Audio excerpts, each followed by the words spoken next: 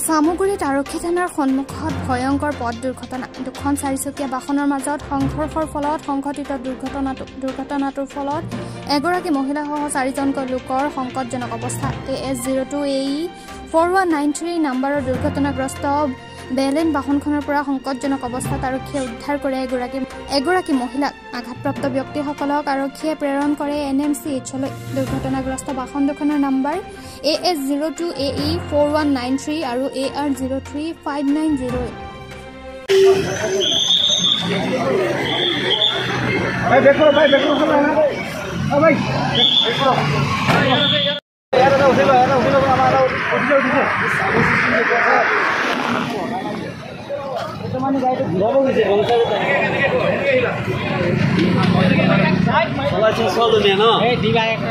না না তাই এই ভাই